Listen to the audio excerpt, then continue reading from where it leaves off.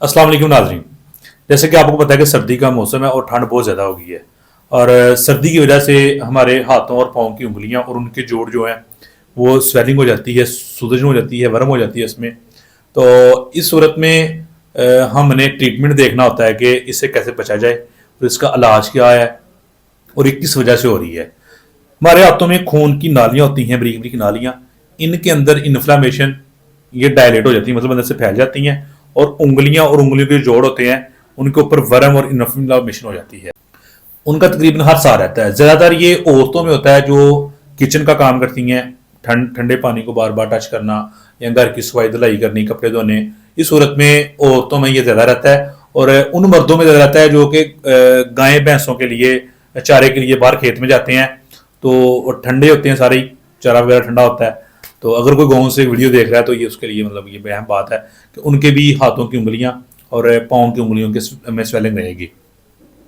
Swelling होती कैसे है कि पाँव और जो हाथों की उंगलियां हैं उनके अंदर ठंड की वजह से हाथ सुन्न हो जाते हैं और पाँव सुन्न हो जाते हैं।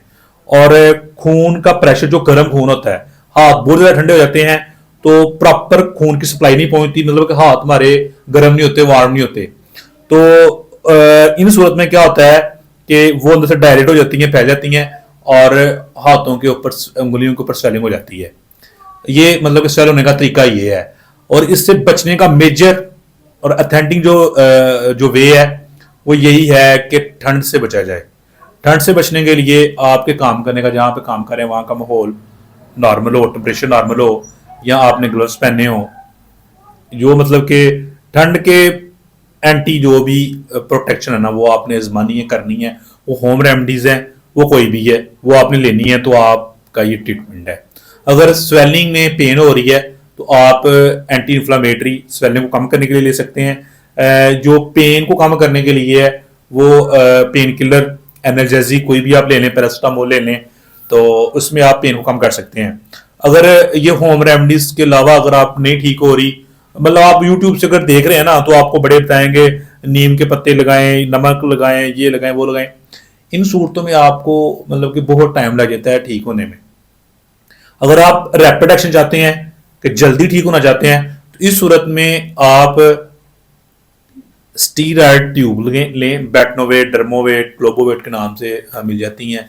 तो वो आप अप्लाई करें। उससे क्या होगा कि जल्दी ही ये सारा कुछ जो ब्लड वेसल्स में इन्फ्लामेशन आई है वो स्टीरॉयड से टॉपिकली इस्तेमाल करने से जल्दी ठीक हो जाएगा।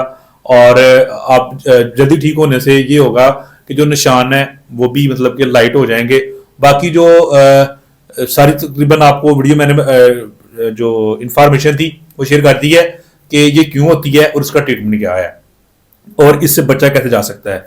बचा ठंड से बचने के लिए जो भी प्रिकॉशन हम करते हैं, ठंड से बचने के लिए हम कोई भी प्रिकॉशन करते हैं, मतलब कि जर्सियां, स्वेटर, कोट, अप्रन, नीचे से जो इनर पहनते हैं, कोई भी चीज़ पहनते हैं, वैसे ही ठंड से बचने के लिए हमारे हाथों को भी प्रोटेक्शन चाहिए होती है और हमारे पाँव को भी चाहिए होती है। जो चिल प्लेन्स हैं ये ज़्यादातर होता है जिनके हाथ और पाँव ठंड में नंगे रहते हैं।